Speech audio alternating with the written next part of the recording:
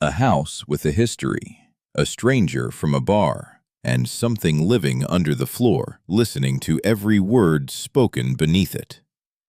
Three true stories, three different homes, and in every single one, somebody wasn't as alone as they thought they were. If you've ever come home and felt like something had shifted, like the air in your own house was wrong, like someone had been standing in a room right before you walked into it, comment below and tell us, because after these three stories, you might start checking the locks twice. Let's get into it. Story 1. The House That Remembered. A couple, we'll call them Jenna and Paul, move into a rental house on a quiet street, the kind of neighborhood where nothing ever happens. The rent is cheap, suspiciously cheap actually, for a house that size in that area. They don't ask too many questions, because who turns down a deal like that? It's only weeks later, from a neighbor making small talk over the fence, that they learn the previous tenants died in that house, close together, under circumstances the neighbor wouldn't elaborate on, no matter how many times Jenna asked.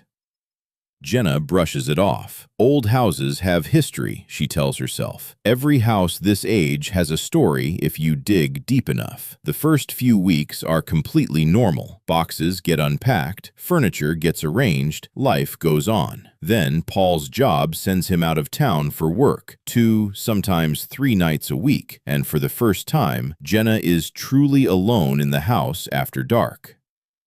The first night alone, she hears something coming from the basement. Not the settling creaks you'd expect from an old house cooling down at night. This was different. Footsteps, slow, deliberate, crossing the basement floor from one side to the other, and then stopping directly beneath where she was standing in the kitchen. She doesn't go down there. She locks the basement door, double-checks it, and goes straight to bed with the hallway light left on. A few nights later, she comes home from work, tired, just wanting to start a load of laundry, and stops dead in the doorway of the laundry room. The washing machine, which had always sat flush against the back wall, is now sitting in the exact center of the room. Not shifted a few inches, moved, centered, almost deliberately, like it had been placed there on purpose. There are no drag marks on the floor, no scuff lines, nothing to explain how a 200-pound machine ended up in the middle of an empty room while she was gone for 8 hours. She calls Paul immediately, hands shaking. He suggests maybe a repair technician came by and moved it, except they never scheduled anyone. No one had a key but the two of them. It's around this time that the garage camera catches something. Jenna's reviewing the footage one evening out of habit, half paying attention, when she sees it. A flash, a sudden burst of white light in the middle of the garage, bright enough to wash out the entire frame for a fraction of a second, like something exploded silently and then vanished. She checks the breaker box. No surge recorded, no storms that night, nothing on the footage before or after to explain it. Just one impossible frame of light in an empty garage at 2 in the morning. By this point, Jenna wants to leave. She tells Paul she doesn't want to stay in that house anymore, but with the lease and the moving costs, they keep putting it off, night after night, telling themselves it'll be fine. It's the last night that changes everything. Paul is away again. Jenna locks herself in the bedroom early, phone in hand, lights on. Around midnight, she hears it, the unmistakable creak of the front door swinging open downstairs. The same front door she personally locked and checked twice before going up. Cold air starts moving through the house, seeping under the bedroom door, and she can feel the temperature drop in the room around her. And then, the bedroom door handle starts to shake. Not a knock, not a bump, a slow, deliberate shaking, like someone's hand is wrapped around it from the other side, testing whether it will turn. She sits frozen on the bed, watching it rattle for what feels like an eternity. She says it was almost a full minute, and then, just as suddenly as it started, it stops. Total silence. She sits with her back against that door, gripping a kitchen knife until the sun comes up. When she finally works up the courage to go downstairs, the front door is standing wide open to the morning air.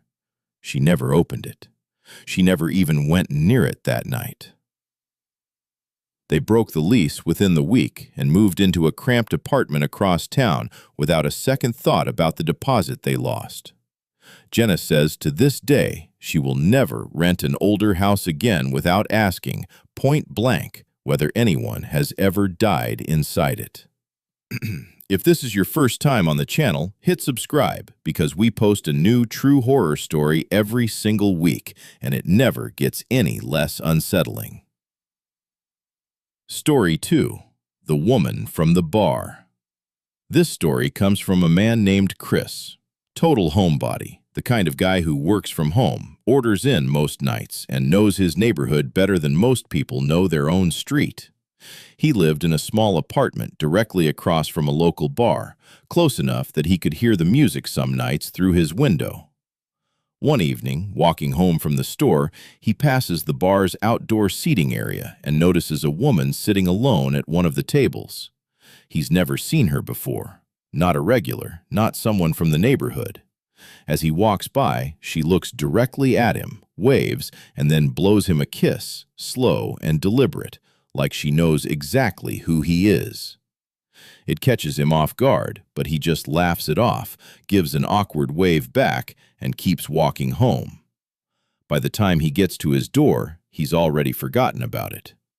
Later that night, alone in his apartment, watching television, he starts to feel it. That prickling sense that something in the space around him isn't right. He can't explain it, but he gets up and checks the front door, and it's unlocked. Not broken, not forced, just unlocked when he was certain, absolutely certain, that he'd locked it when he came in. He tells himself he must have forgotten, relocks it, sits back down, tries to convince himself it's nothing. Then he hears it. Movement in the kitchen.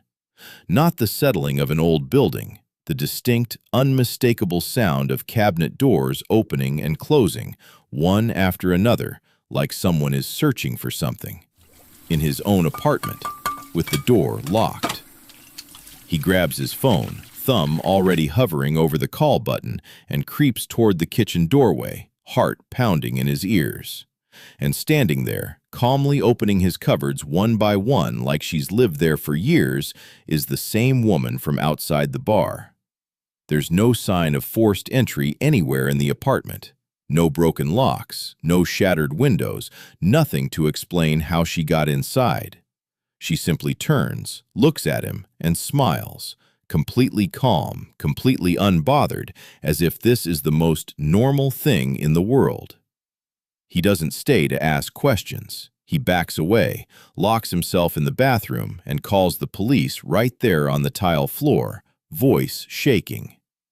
It takes nearly 25 minutes for officers to arrive, and for every single one of those minutes, he can hear her right outside the bathroom door.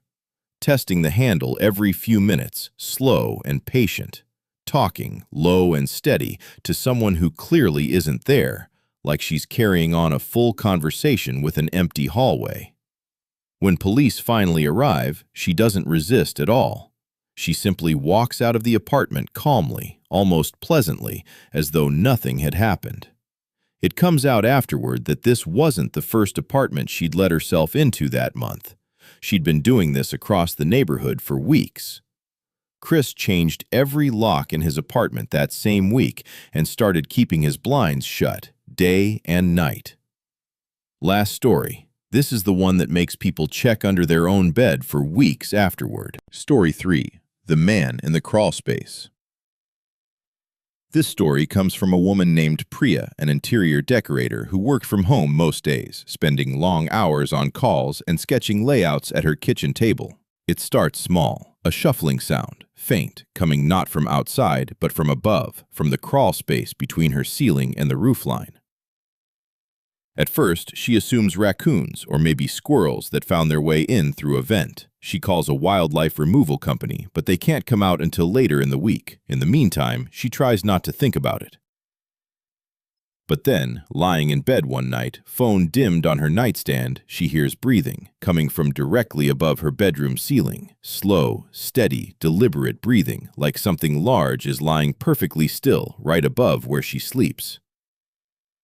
She's too frightened to check that night. She lies awake for hours, listening until it finally stops sometime before dawn. The next morning, gathering every bit of courage she has, she drags a step stool to her closet, pushes open the small crawlspace access panel, and shines her flashlight up into the dark. There's nothing there. No animal, no droppings, nothing you'd expect from wildlife. But there is a flattened section of the insulation, shaped almost exactly like a human body had been lying there, recently, for hours at a time.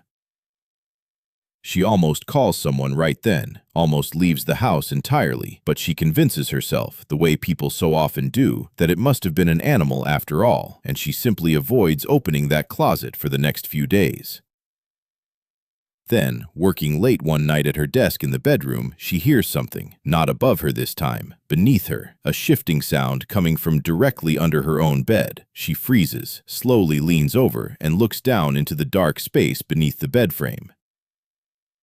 There is a middle-aged man wedged underneath it, perfectly still, staring back up at her. He had come down from the crawlspace at some point into her own bedroom and been living there, hidden, closer than she ever imagined. And here is the detail that still makes people in the comments go quiet. He says her name, calmly, like he knows her. Like he had been listening to every phone call, every conversation, for far longer than she wants to think about. She doesn't wait, she doesn't scream, doesn't confront him, she simply runs. Out of the bedroom, out the front door, down the street in her socks, not stopping until she reaches a diner 2 blocks away, where she calls the police from a payphone by the counter, hands shaking too badly to hold her own phone steady. When officers search the house, they find the crawlspace had been converted into a makeshift living space. Food wrappers, a folded blanket, even pieces of her own mail carried up there over time. He had been living above her and eventually beneath her for weeks, while she worked from home every single day, completely unaware. She moved out within days of the incident and says that to this day, in every home she's lived in since, she checks every crawlspace, every attic access panel, every hidden corner before she ever spends a single night there, every single time, without exception. If one of these 3 stories got under your skin, let us know in the comments which one messed you up the most, story 1, 2, or 3. And if you've got your own true story about a house, an apartment, or a night you still can't fully explain, send it in. We read every submission, and yours could be featured in a future video. Subscribe, turn on notifications, and maybe, just maybe, check your own basement, your own crawl space before you turn off the lights tonight. Stay safe. We'll see you next week.